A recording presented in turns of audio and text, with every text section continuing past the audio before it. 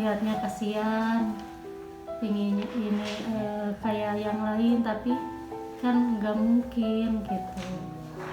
Jadi hati saya sedih melihat anak saya. Kadang-kadang kalau lihat orang lain dia nyamperin malah takut gitu. Untuk pertama kali saya Erlan, nama anak saya Erlan ya, pas kelihatan ada kekurangan itu dia pas waktu di SD kelas 1. Aduh, kalau ngomong tentang anak ya, tidak ada orang tua yang mau anaknya ada kekurangan. Pasti semua orang tua pengen mempunyai anak yang sempurna.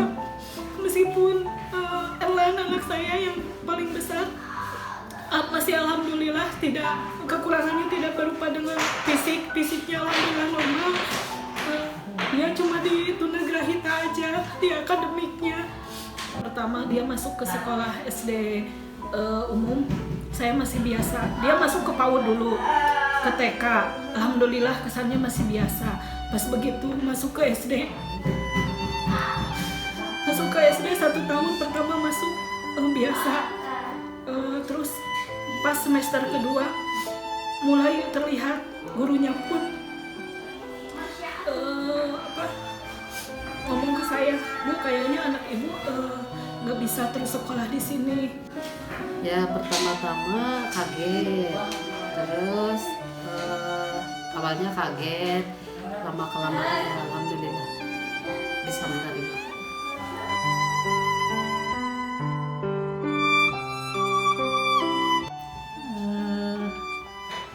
Saya berusaha mengobatinya ke rumah sakit, ya lewat terapi gitu, lewat ya kan asalnya nggak bisa apa-apa gitu anak saya, nggak bisa jalan, tidur terus, kaki tangan nggak bisa gerak, telinga udah nggak dengar, tapi saya berusaha. Terus pernah ke psikolog, karenanya ini harus homeschooling gitu. Terus pas saya bilang ke si psikolognya, saya bilang, "Bu, homeschooling itu kan bayarnya mahal.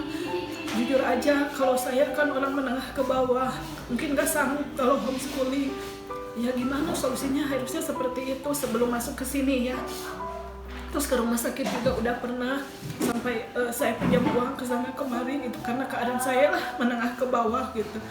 Sampai ke sana kemari, terus coba periksa, ya diperiksa itu emang di tes IQ-nya di bawah rata-rata Erlan, di bawah 50%. Dikasihkan surat rekomendasi, alhamdulillah masuk ke sini. Ya berikhtiar, terapi, masuk ke RBM, lanjut ke RBM gitu. Seperti itu. Ikut terapi aja.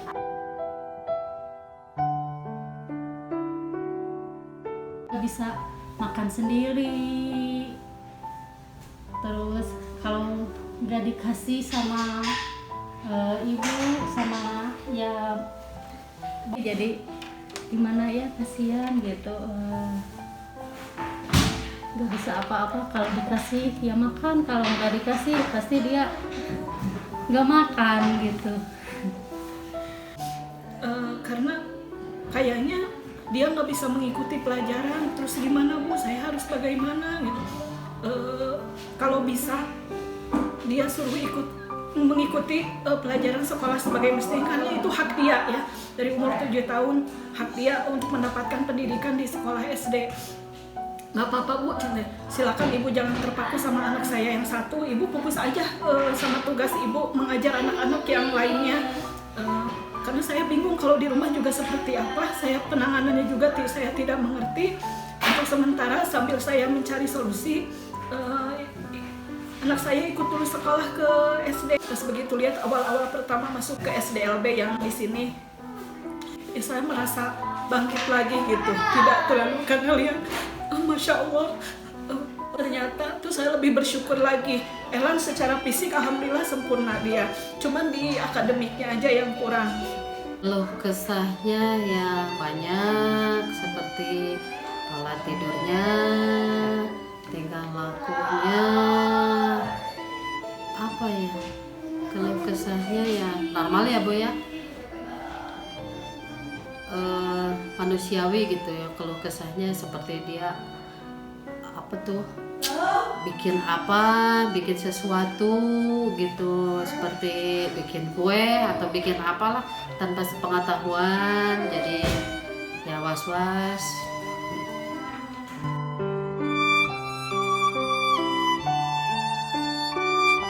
Ya, sering, malahan anak saya sering dibilang gila gitu. Pas lagi jalan-jalan, saya bawa, pas dia lihat anak saya, ih orang gila. Ya saya marah, ini bukan orang gila, anak saya nggak gila, bilang saya gitu. Malahan dia malah ngeledekin sama anaknya, gini gila kan gitu. Jadi kadang-kadang ya saya merasa sakit hati, gimana gitu, kasihan ke anak sayanya. Padahal kan anak ini nggak gila, nggak apa-apa, padahal dia kalau disamperin nggak apa-apa, malah dia seneng sebenarnya, tapi yang itunya pada takut. Setiap dia pergi ke sekolah, dia semangat belajar. Tapi pas begitu pulang, bukunya selalu tidak ada, karena sering disobek-sobek sama teman sekelasnya. Pas pulang ke rumah dia semangat, gimana tadi sekolah? Bukunya nggak ada mah, uang juga diambil. Dia laporan biasa. Kenapa bukunya diambil? Ya aku teman, mungkin dia greget. Lihat kalau kata Sundanya mah, mana mah meni teu bisa nulis, sakit geus gede gitu. Biarin WA. Tapi kadang lama kelamaan kan kita sebagai ibu ya, namanya ibu sayang sama anak, pasti kan merasa sakit.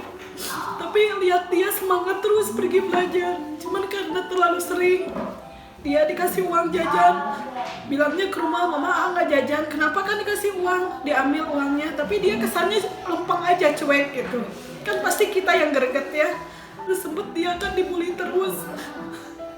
Dia selalu cerita tapi dengan wajah yang polos gitu ya. Mama ditonjok perutnya, diambil uangnya, bukunya disobek-sobek.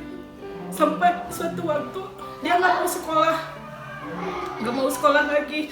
Sering, apalagi kalau keluar rumah, acannya keluar tanpa sepengetahuan, terus mau ke warung, terus sama orang-orang itulah diabring-abring begitulah, seperti itu, terus diketawain, terus pami bade ka bumi sahawayan lebet, pintuna ditutup.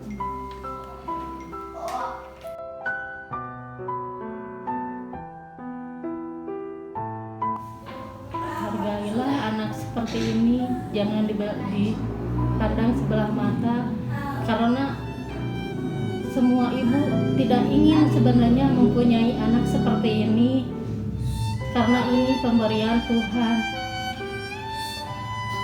Janganlah menyepelekan anak seperti ini.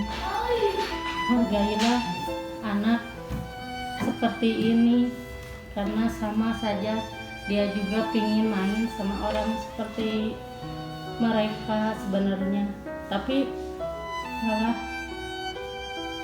disisihkan. Pesan saya kepada